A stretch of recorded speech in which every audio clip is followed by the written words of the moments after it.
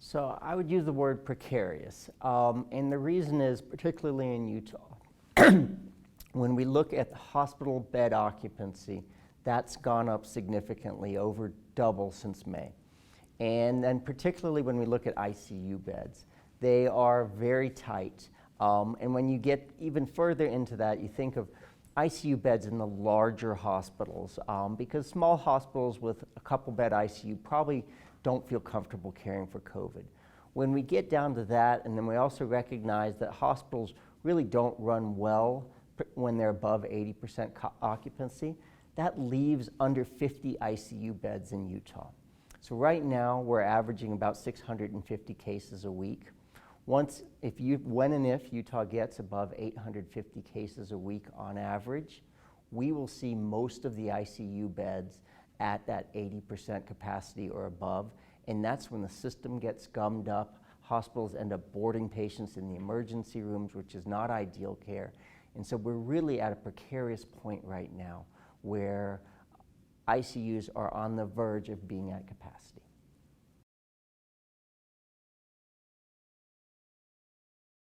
To me, the most frustrating thing is when I go out in the community, and every once in a while I try to keep my grocery store runs to a minimum, but when we go and you see people that are not masking, we know there's a tough balance between the health of our community and the economy.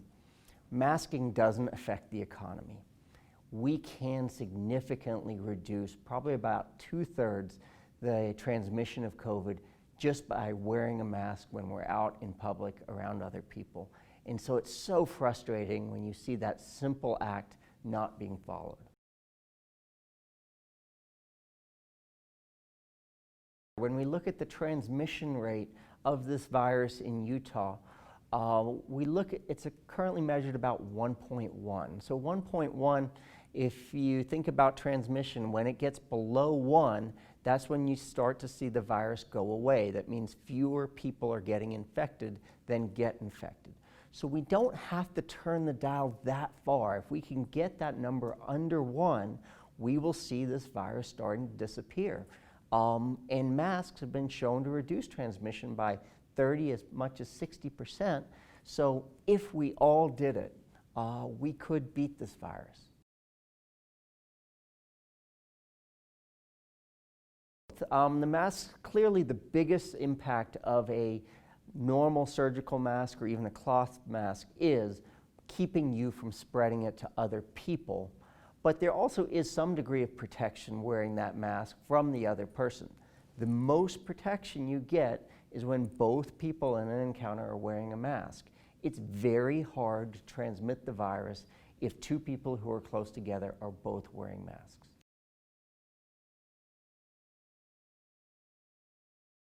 Yes, I think it's pretty unfortunate that early in this epidemic, some governmental agencies came out and said, we don't recommend masks for the average people. And part of the reason they did that was there was a significant shortage in masks, and so they wanted to make sure that the masks were available to the people that needed it most, being the hospital workers who were exposed. But when we look at data now from COVID, but also viruses, SARS, MERS, influenza, it is pretty clear across the board, masks reduce that transmission. And so yes, it's a bit of an unfortunate the way this was conveyed to the public early on, but the science is clear. It'll be hard to find any scientists who will say that masks are not effective in reducing the transmission. So when we talk about the virus transmission, it really depends on the size of the droplet. When we think of diseases like measles, it spreads in a very small droplet, less than 5 microns, and that can get into the air and spread 20 feet or more and into circulation. Whereas what we know about COVID, that still the vast majority of the transmission happens in these droplets that are larger, greater than 5 microns. And so keeping that physical distance of 6 feet or more is most effective. Is there likely some aerosol transmission beyond the 6 feet? Yes, but that will likely is a very small percentage of the transmission we see. And so that's when you see the World Health Organization and the CDC coming out recently and saying, yes, there likely is some transmission, and so we can't ignore that, but we can reduce it the most by doing those two simple things: physical distance and wearing a mask.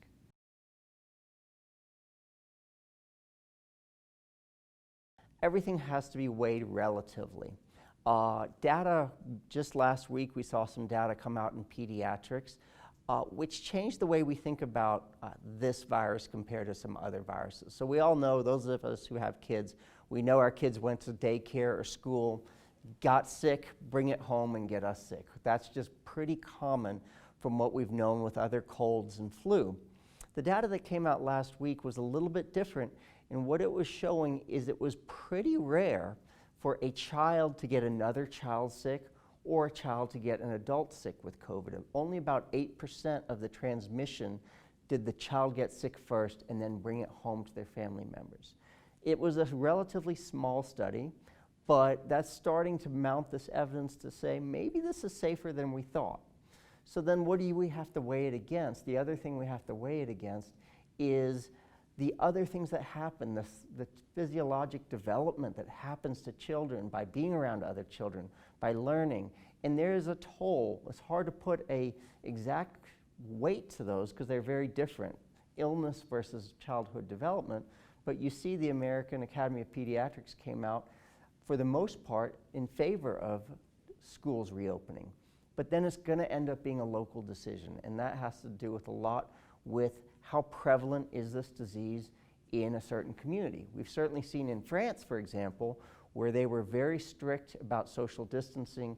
They were able to open up schools very safely in a short period of time. So in communities that have done a good job of stopping the virus, they're going to have a much better ability to reopen schools safely.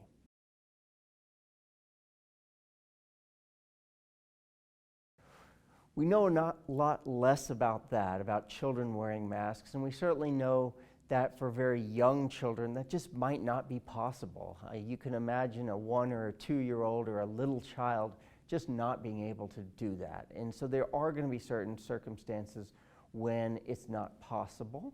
But otherwise, there's no good reason why childhood transmission is going to be that different from adults. If masks work for adults, it's hard to imagine they're not going to work well for children.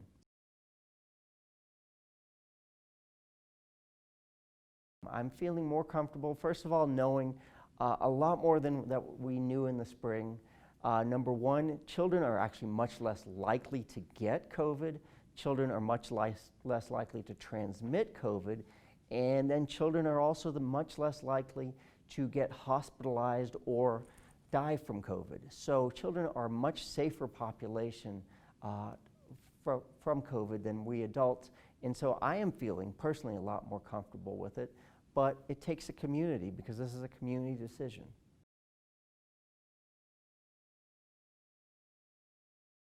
Definitely someone you know. Most COVID happens from known contacts. About 2/3 of COVID transmission, when these contact tracers go in, they're able to point to a known contact who had COVID.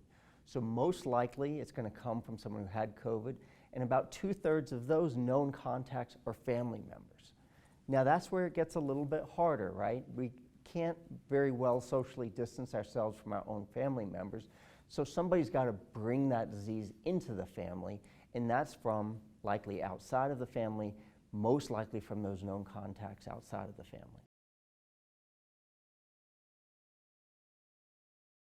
So most likely we're still at elderly people, have the absolute highest risk of being hospitalized. If they get COVID, they have the highest risk of being hospitalized and dying. But what we also see is older people are less likely to get COVID. And why is that? It's probably because they're a lot less mobile than we younger people. They're not necessarily working. They're probably more cognizant of the fact that they're likely to have bad outcomes. So we see the rate of COVID transmission in elderly about half that of people less older, so about age 65 is where we see that break point.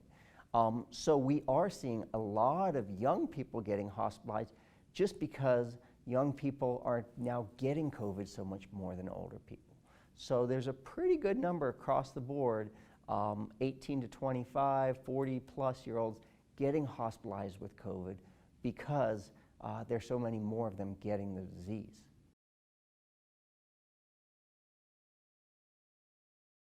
Certainly when you get hospitalized, it's because you're very sick.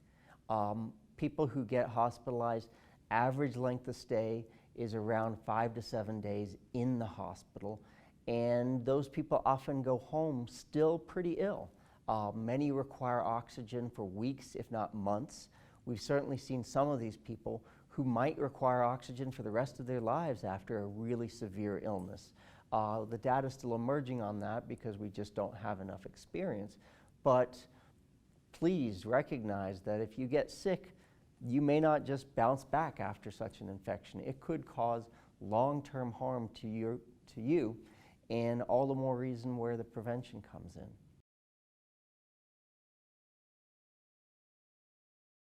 We don't have very good data, but it is much, much less than indoor transmission. It's actually pretty rare to be able to point down to outdoor transmission of COVID. And the reason is probably a couple. One is just wind and air disperses the virus pretty quickly. Number two is ultraviolet light is actually a great disinfectant. So outdoor transmission is a lot less. I can't give you an exact number. Is it twofold, fivefold, tenfold, 100-fold less likely to transmit in the outdoor setting? But it is a much safer area. Certainly if you are indoors, areas with bigger ventilation are better, and less crowded is better, just when we think about density as well.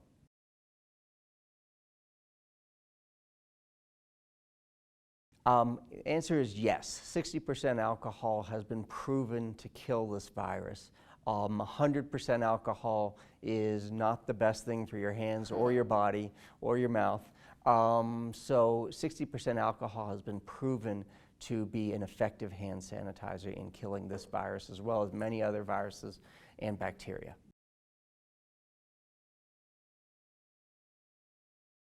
We really don't know much about long-term effects because this virus has only been with us for about 5 months, if you include what we know from China. So we just don't know about the long-term effects, though we're starting to get an idea as we see people who are on oxygen 2, 3, 4 months after an infection. It makes it pretty unlikely that they're ever going to come off of oxygen. So we know there are those certain people. We've also read about this rare neurologic disease in children. It's very rare, but it is a severe neurologic disease that's pretty treatable, we think now. But certainly there can be long-term neurologic implications. And then we know people who are on a ventilator for a long period of time, they also develop some neurologic injury that can take months and months to recover, just because that critical illness of being on a ventilator is not good for the body, and being on a ventilator is not natural, and it's not good for your body, and it's not just a quick fix and done. Certainly we've seen the flu can be a very lethal disease as well, particularly in elderly. There are thousands of deaths every year from flu. COVID, we're now at the hundreds of thousands of deaths. And it's not necessarily just elderly. Certainly the elderly are much more likely. But COVID is a very lethal disease. Most people just don't have any antibodies and don't have any immunity to this. Their body hasn't seen this disease, unlike flu, where a lot of us have had some antibodies to at least some strains from previous years. So step one is to wear one yourself.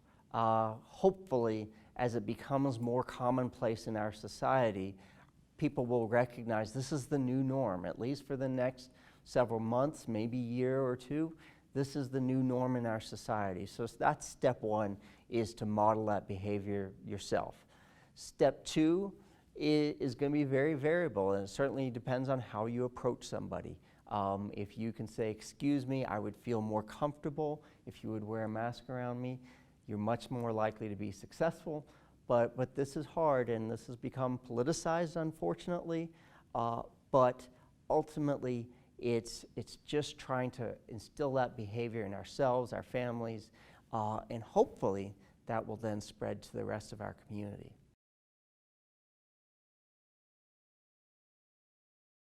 Takeaway is we're in a precarious situation. We are very close on the verge of hospitals being running out of capacity, but there is absolutely something we can do. Physical distance, mask wearing, trying to stay outdoors, particularly if you're going to be around other people and crowds. Those are things we can do to put a stop to this virus.